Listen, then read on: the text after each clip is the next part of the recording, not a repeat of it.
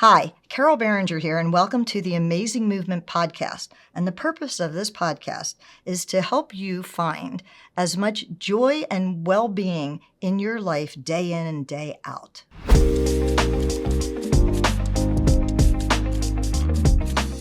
And today is the very first time I'm ever doing an interview.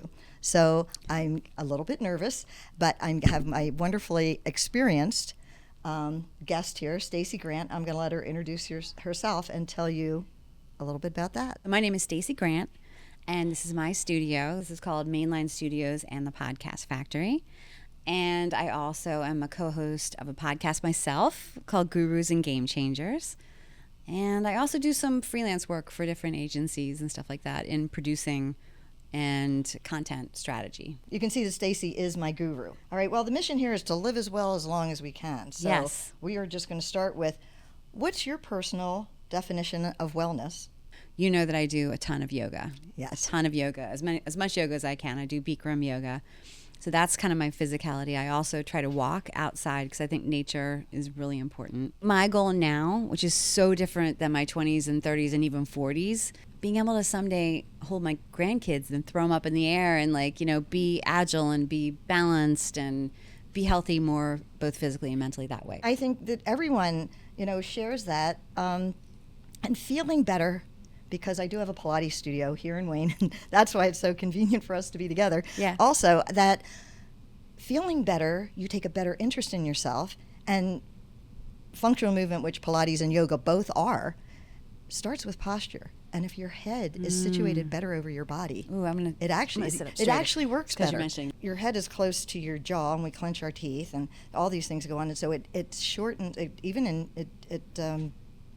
diminishes your air intake. And so, and your head, if you're stressed and you're, there, it shoots out cortisol, which is a stress hormone. What? Because, I never knew that. If your head just even a little bit of forward head hang, which we all have, and we're all on phones and, driving, eating, everything forward, yeah, so better posture with your head positioned over your head gives you better air. That's something I always have to work on. Want a quickie movement? Yes. Okay, so put one hand back here behind the round part of your head, and the other hand over it. Okay. So you don't want it down in your neck because there's tendons that'll shoot you forward. Just press your head against your hands and hands against your head. Okay. Bring your chin down just a smidge. So your nose is going directly back to the back of your head. Ooh, that does feel better. Doesn't it? Yes. It literally, lifts you up through your spine. Oh, see? I'm learning stuff. And it takes the tension out of your face. Wow. Yeah, that's one of the things I do in a first session with my I love a new first session. We're going to do one of those somewhere along in the episodes. So we went through your personal wellness. All right. So you do something almost every day?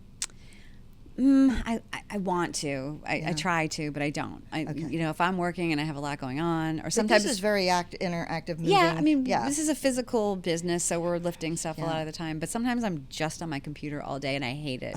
I can't. Yeah, but look at how many people are working remotely or sitting at a desk. Or what's your ideas for people who have to sit at a desk all day long and can't? So almost everybody wears an iPhone or has some ability. I have mine. It's just in there. Yeah. Or a telephone. Set the timer for 20 minutes and just even do that.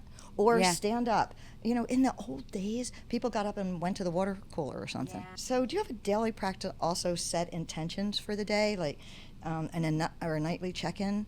No. So we were talking about some other being clients honest now. that Stacey had this week who pray. And so when people pray, they reset. Or people meditate, they reset. I'm not successful at those. You don't meditate? For the most part. I don't, but what I do, and I learned this only because I met a hypnotherapist, that I've been self-hypnosing since I was a child in stressful How do you situations. Do this? The only difference, and I'm taking license here, the only difference between meditation and self-hypnosis is when you go into self-hypnosis, you're going there with an intention, like an intention to reset something, like whether it's to be here doing a podcast and not having a nervous breakdown. How do I envision that's going to happen? Like you envision how it's going to happen. You practice in your head how it's going to happen. But you do some breathing to calm you, and then you set the intention and envision it. Literally And envision that's it. Like pretend you have, you can pretend you have a television screen and it's happening and you're watching it. Yeah, Huh. I mean, there are many, a plethora of ways to do that. How did you do it as a kid? Like, how did you start? As a kid, okay, and I didn't realize till I started working with this hypnotherapist. She was a client of mine, so we sort of traded, especially during the quarantine. I Zoomed with her, and she did some Zooms. So I realized when I was a child, we went to a dentist who did not like children, and so he was on the mean side. And it was before dentists had hygienists. Right. So Whoa, yeah. I had a tiny person sitting in this big chair, and he would go about 10 feet away to get all his things together. And at the time, there used to be these biomed doorways. You see them outside of doctors' practices now, but there was a doorway, like a bread door. Yeah. He would put his things in there, thing and in they there. would pick them up from the other side sometime later. When he would go over there, I would become Snow White. Oh my gosh. That was, remember the window when she would go, doodle-doo, doodle-doo, and all the And the animals birds would would gather, come, and the yeah, bird, and yeah. then eventually she'd go out and sit on the log, and she'd be patting the bunny, and the birds would be singing. That's what I did during the entire time. Now, with self-hypnosis, when you're there, you can still hear what's going on. You're very cognizant of what's going on. So he could come over, tell me, open my mouth, close my mouth, do the drilling, do whatever he had to do. And I heard all that, but I was over there.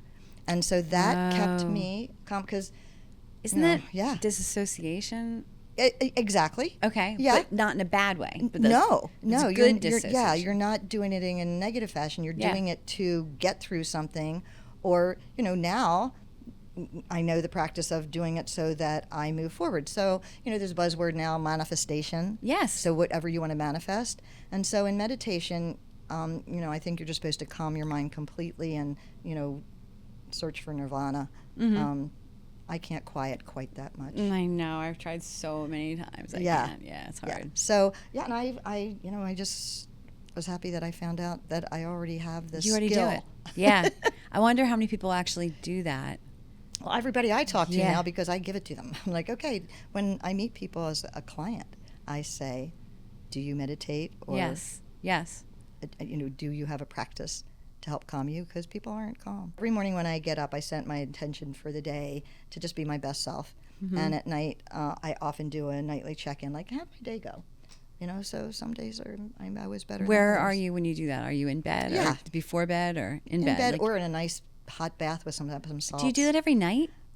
The only time I take a shower is to wash my hair. So if you could expand time, how would you spend it? And would you add additional hours to a day, or would you add a day in the week? I think I would add a day only because for a day to relax. Like I would add a day to the weekend. That's what I would do. So I think my time is spent, like, we never seem like we have enough time. Like there's just so much work that we do. Mm-hmm. And so like to spend time just relaxing, but having like a day and then another day and then, oh, it's Sunday, but guess what? Monday's another day too, or Sunday too. You're Yes, adding like right. Sunday too. Yes. And I would just do nothing. Right. I would put my sweats on. I would just chill, Second cup of coffee. I mean, anything. book. Just Yeah. my book, Yeah. watch a show. Yeah. That's the way I would Yes. maybe go for a walk. Sleep is the most important thing. I know. Sleep. And I'm guilty of it. I'm tired. I want to go to bed, but I think of one more thing to do. And then before I know it, it's like, oh my gosh, I have to go to bed because I have to get up. I can't stay asleep. That's my problem. So the breathing. Breathing. Yeah. Back in the old days, they used to say counting sheep. Yeah. All Same that. thing. Those are all the same thing. Huh. In my studio, when I'm having people breathe, because breathing is also a principle of Pilates, to inhale for 4 and exhale for 6. Here's another tip. When your abdominals are meant to squeeze the air out of your lungs and the stuff out of your lower intestines, so you're pushing out all the toxins, your exhalation strengthens your core. So if you inhale for 4 and exhale for 6, you're engaging your abdominals intentionally.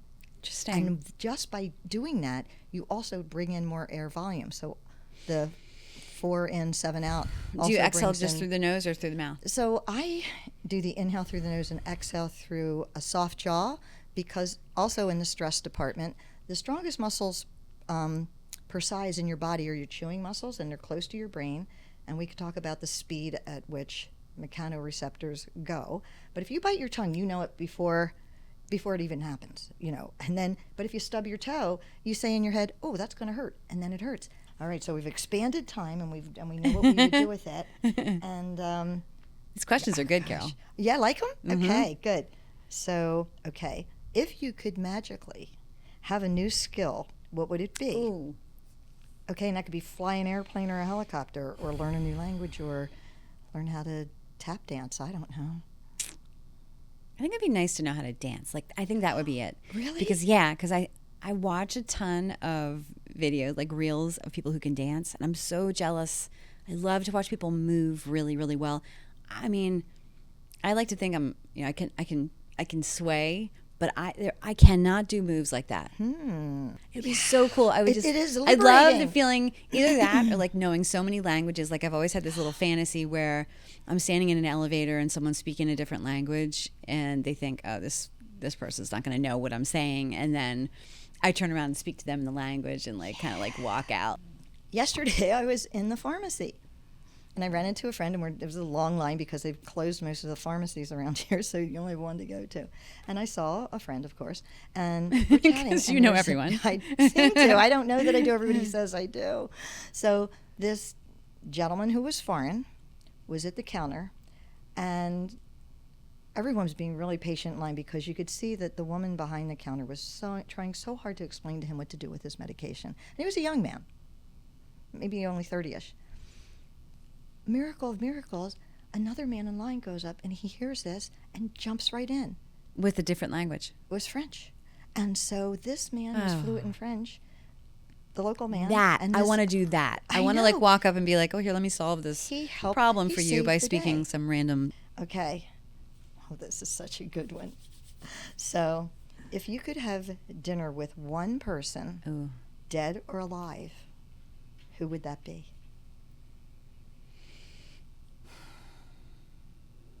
Well, I'd have to say my dad, because he died in 2010. So, I mean, I just need to tell him so much stuff that's happened over the past, 14 Yeah. years or 15 years. Right. And I'd bring my kids, so we could see them now and be so proud of them. And yeah, I think I'd have to do that. Like, that's Wow. the one person, I just miss them. That would be special. Yeah. Well, thank you for this time. You're welcome. And so, any of you who are thinking of or needing coaching, a guru in podcasting, Thank you. Yeah, podcasting, photo, video, any kind of producing. Come on in. All yeah, right. Mainline Studios, mainlinevideostudio.com. okay. See you next time.